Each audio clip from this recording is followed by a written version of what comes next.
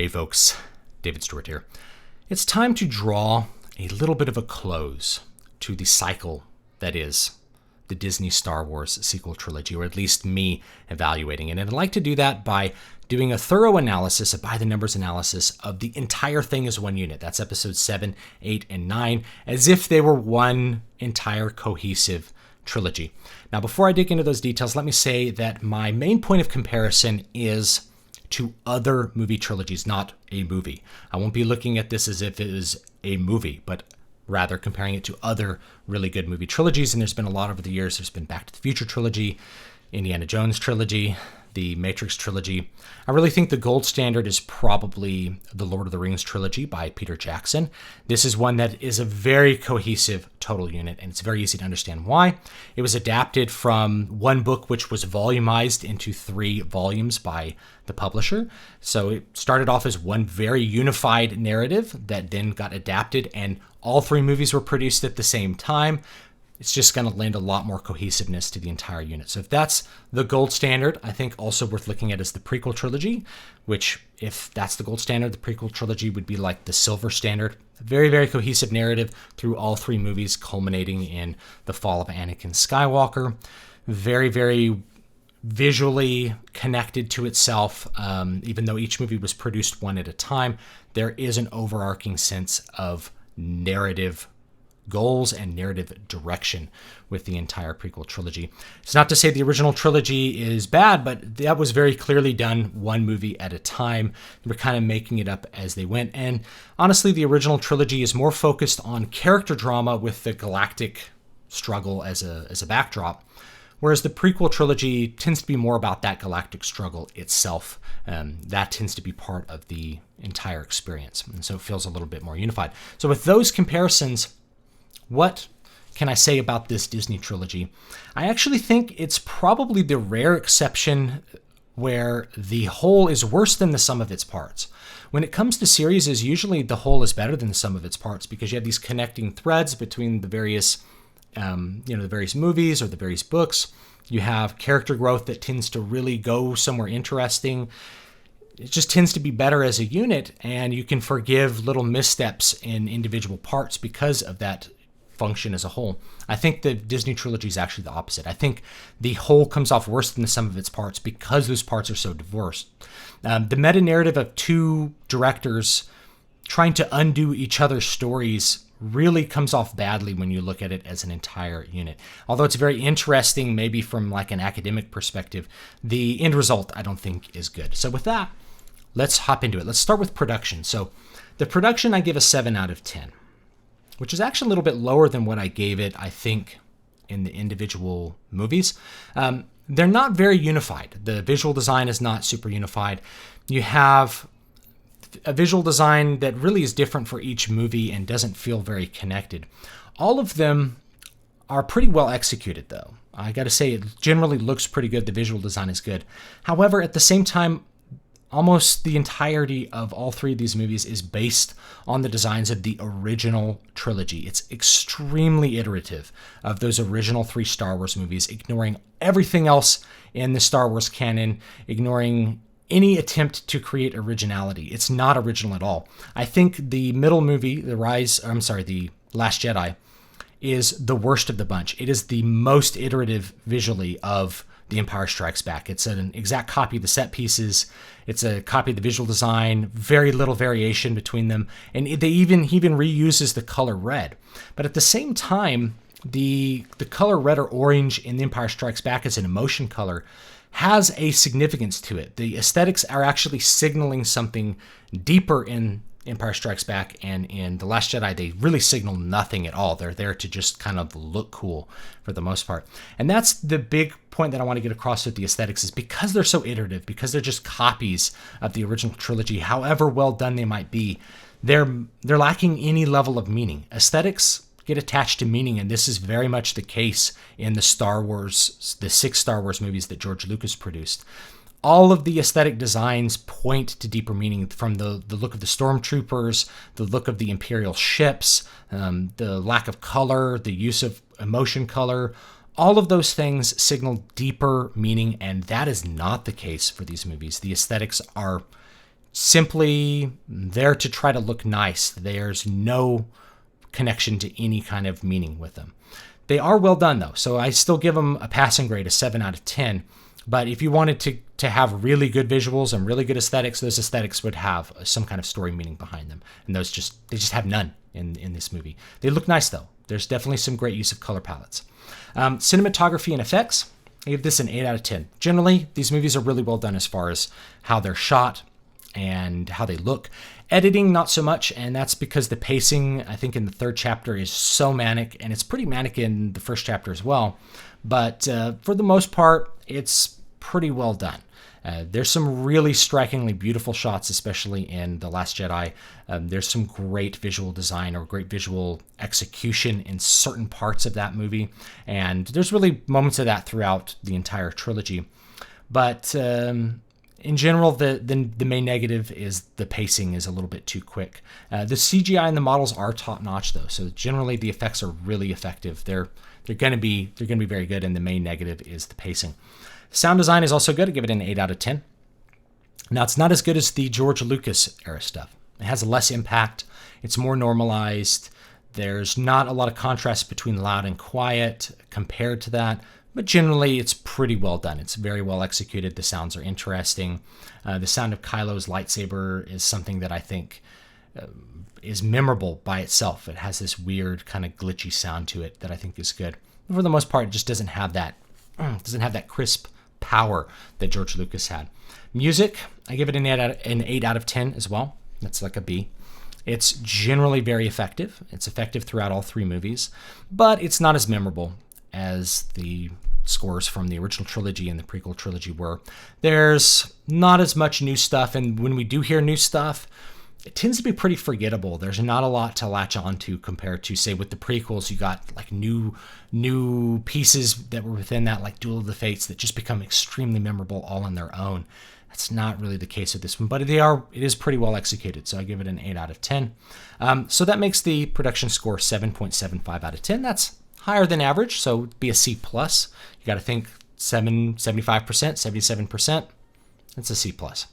Let's go on to story, because this is where the sequel trilogy really fails.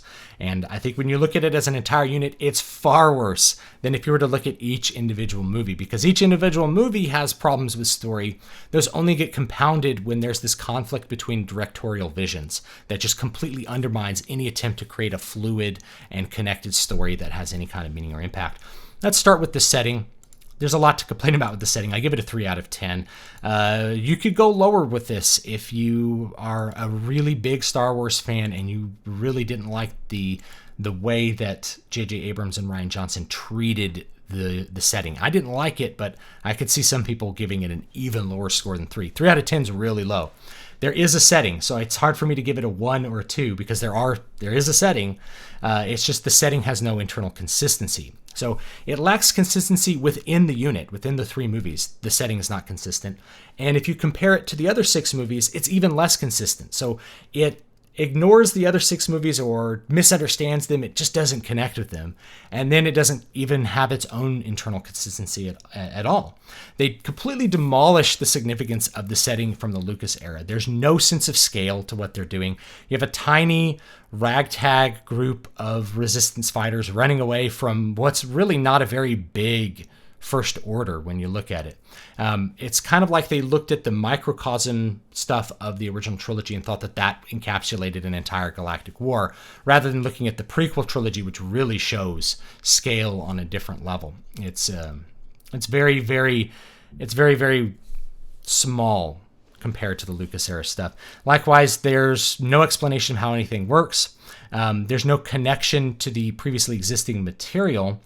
So the disconnect between the previously existing material occurs on a bunch of different levels. So first of all, we don't know where the First Order came from. We don't know how it showed up. There's no exposition for how anything works. And where we don't need a whole lot of exposition in 1977 because you're just saying there's an empire and some people are fighting against it. That's all you need to know to understand the story. We're missing things we need to know to understand the story, especially considering there's 6 other movies. So we don't know where the First Order came from. We don't know how it showed up. We don't know its political status. Is it a political entity? Is it like a rogue group? We don't know what happened to the Empire. We don't know why this Galactic Republic is so weak. We don't know why there's a resistance. We don't know what happened to the Jedi Temple. We don't know why everyone's using the same weapons as 30 years before when we've seen progression and change of weaponry in the other movies. We don't know how Palpatine survived. They just kind of pulled that out at the end. How did he survive? No explanation. How is he attached to this cybernetic thing? How did his body get there? Who are these Sith that are all watching him? How did he make Snoke? Was Snoke a clone? How did he make a fleet of solid gold Death Stars that can blow up planets? How did he do all this stuff? Nothing is explained. There's no exposition for the stuff that is required to understand how things are working in the story. So internally, we're just missing that. The disconnect from the use of the Force. The use of the Force is a great example of how they treat the setting. In the original trilogy and the prequel trilogy, the Force is like a potential thing. If you're strong with the Force, you have the potential to become a great Jedi. You have to train it. You have to learn how to use it. In this case, it's a marvelization of the Force in the sequel trilogy. The Force is treated as a superpower. If you have the Force, you can just do it. That's why Rey is able to do Jedi mind tricks and all kinds of other things without training them, is that because the Force is a superpower. There's also they completely strip out any kind of mystical meaning to the Force that you have. There's a spirituality to the Force in the Lucas films, and that's just been stripped out, and it becomes a superpower. The Force has no will of its own. It has there's no connection between things. It really just becomes a superpower, which is very, very annoying if you are a longtime Star Wars fan.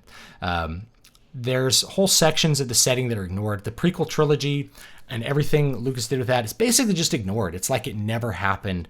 There's barely a hint of what's going on. We have Palpatine come back, but nothing, I guess he's the only connection. We have the undoing of all of the original trilogy character arcs and all of the plot points there, the destruction of the Empire, all of that seems to be just ignored. And the reason it's ignored is because J.J. Abrams wanted to replicate the setting that he liked, which was the original trilogy. But you can't do that without just demolishing all of the victories, all of the meaning for what happened with the setting at the end of Return of the Jedi. There's also internal consistency problems in that it always violates its own rules. It sets up a rule and then violates it. It's like Palpatine wants Rey to kill her so he can possess her body, and then she kills him. But then he doesn't possess her body for some reason. This is a constant thing. You set up a rule and then you violate it. We can't light speed away from the First Order fleet. Well, let me light speed away and go get a code breaker.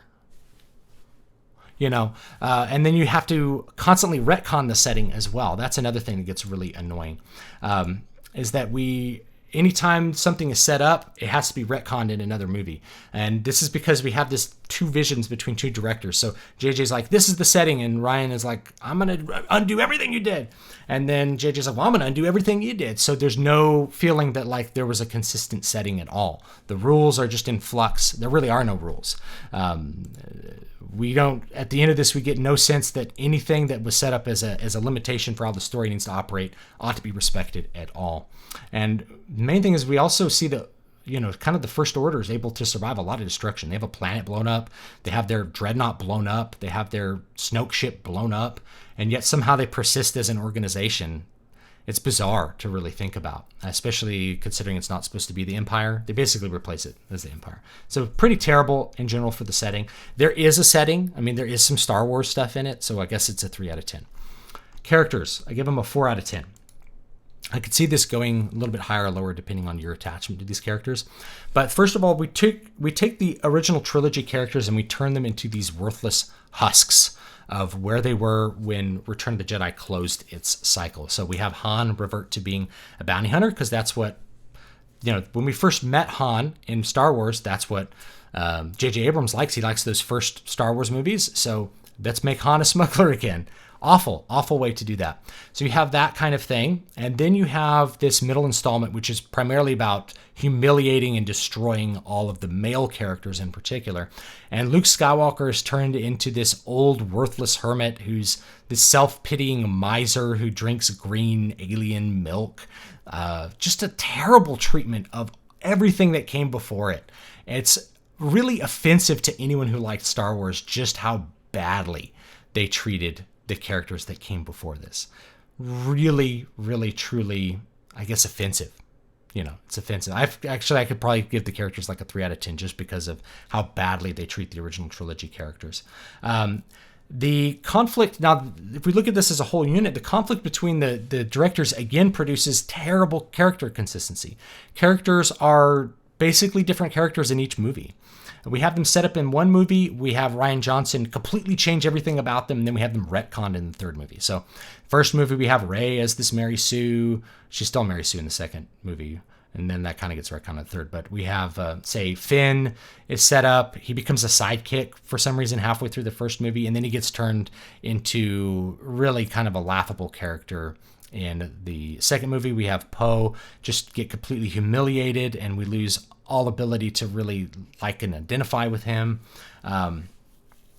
It's really quite bad. The entire story is really driven by this Mary Sue author insert character, Rey. I call her,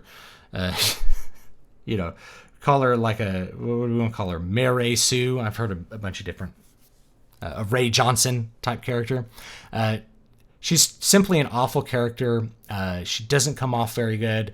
She's a power insert, and it's just the entire movie is just about her going from one original trilogy set piece to another, living out this fantasy, which is really quite farcical. Most characters don't grow. They have no growth arc. They either just regress or wander around, develop in different directions that don't go anywhere. I guess the lone exception is probably Kylo Ren, who somehow has kind of an interesting narrative to himself. So I guess that is that extra point, is that Kylo is, I guess, a good character. And there is some genuinely effective character drama in some of the movies. It's just really divorced from any kind of bigger context with the characters. And another big negative is the constant snarky dialogue. There's this real snarkiness to the entire set of dialogue. My friends call it Joss Whedon dialogue. It's just, rather than dialogue that functions with the story, it's just little quips designed to be funny. It's Generation X humor, and it really comes off just awful in the context of Star Wars. It doesn't fit the movies as they are, and it doesn't fit the broader context that is Star Wars at all. Just really awful dialogue. It's minimized in the third movie, but that's partially because of the manic pacing, so go there. And there's a lot of overacting as well. So the third installment, I guess, would be the big plus point, is that it just makes the characters a lot more likable. The characters actually start to become kind of likable heroes in the third installment, because we get all that snark and crap out of the way, and we just have them develop and have their growth. We see Finn actually become a hero. We have Poe becomes a really likable character in the third installment. So that's kind of the plus there. So I mean, the characters are pretty bad. I'm going to give them a 3 out of 10. I'm going to give the characters a 3 out of 10, just because of how badly the original trilogy characters were treated, and the awful treatment of all the characters from the sequel trilogy in the second movie. Let's get on to plot. I give the plot a 3 out of 10. There really is no overarching story whatsoever. There's no plot goal. Even the plot goal of we have to beat the First Order gets abandoned in the third movie so you could go fight Palpatine. There's no consistency as far as what kind of goals you have going on with the plot. Their continuity between the installments just really boils down to two directors having a fight with each other and trying to undo the plot points that the other one did. So it's like you have a plot in the second installment that's about destroying the first movie, and you have a plot in the third installment that's about trying to undo the destruction of the second movie. It really is a terribly consistent thing. We also have a real abandonment of plot goals. We need to find Luke Skywalker. We'll abandon that. We'll blow up this Death Star thing. We'll go get this code breaker by breaking the rules of the plot. We'll have Palpatine come back. It's just like they were pulling stuff out of thin air, and that's really what it feels like. There is no plot. What you do have is all of these original trilogy set pieces just very loosely strung together. There is, I guess, the lone movie that actually has somewhat of a plot is The Return of Skywalker, as far as an original plot. It's full of inconsistencies. It rushes through everything. But it has the same end as Return of the Jedi. So again, the entire plot structure is just an attempt to try to replicate the original trilogy by replicating the set pieces rather than the overall story. So we just bring in the Emperor at the end as the final plot goal just out of nowhere. It feels pretty ridiculous by the time we get to that point. Everything is feels really contrived and out of place by the time you get to that third installment, because there's really nothing left to work with. The story was really demolished in the second installment, and there was really nowhere else to go except to try to pull something out. And so they came up with pulling out Palpatine. Of course, that undoes all of the entire point of the original 6 movies as a set, really as their whole. And then the constant retconning of plot points, especially in the third one, it makes the entire narrative really feel at odds with itself. So you have to ask, like, is there a plot? In the very barest sense of the words, there are plot events. They do happen within maybe 1 hour sections. There's little plot goals that happen. It feels like a weird series that got kind of smushed into 3 movies, and it's definitely worse than the sum of its parts as a result. So plot, 3 out of 10. That gives it a 3 out of 10 on story. That's pretty bad. It's a really bad score. It's really hard to get lower than a 3 out of 10. That's an F. To get down to 2 or 1, there'd have to be like no story, or just wide portions of the movie with no story at all. All right. Last one, general effect. Give the general effect a 3 out of 10. This could be higher or lower. If you want to include the interestingness of the meta-narrative of these 2 directors making conflicting movies with each other, making movies about how they don't like the other one, then it might be a higher general effect. But I think it's probably appropriate to just exclude that, because that's not really within the movie. That's something that only becomes interesting when you're bringing in a lot of external factors. If you just look at the movies themselves, they're pretty bad. They have a pretty bad effect to them. You have super Death Stars, you have fleets of Death Star tech, Star Destroyers. The entire work feels really schizophrenic. Like there's no consistency to it at all. It's like you're having a bad dream, almost to a humorous degree. So maybe that's a plus. It feels like a very bizarre Star Wars dream as a whole thing. And while the meta-narrative is interesting, the other part of the meta-narrative is that it breaks down any kind of feeling like you're watching a whole unit. You know what I mean? So it just doesn't work movie to movie to make something that works. It's only if you kind of step outside of it and be like, it's interesting how they made a really bad movie. That really probably shouldn't factor into this. And so maybe that's the lesson here. We have these 2 sides fighting each other, but I don't think either one was right. Force Awakens was not good.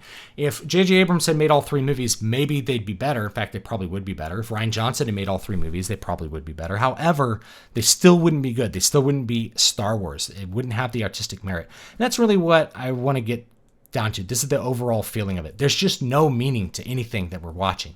It feels like just an imitation of the original trilogy, an imitation, an attempt to get you to feel the nostalgia and to replicate the individual pieces of the original trilogy, which people thought had meaning. And so the result is it has no meaning. It's a meaningless, contextless misadventure in its entirety. And it felt like the directors had no capacity to understand the source. That J.J. Abrams really liked watching the original 3 movies on VHS, and that's all all the Star Wars he ever dealt with. He completely ignored the prequel trilogy. It just felt like a total divorcing from what made Star Wars great. No meaning to what's going on, and that's really the biggest negative thing I could say, is that it just doesn't have any impact. There's just nothing behind it. There's no message. It's by default nihilistic because JJ doesn't really have a deeper message, and Rian Johnson's message is an anti-message. So it doesn't work.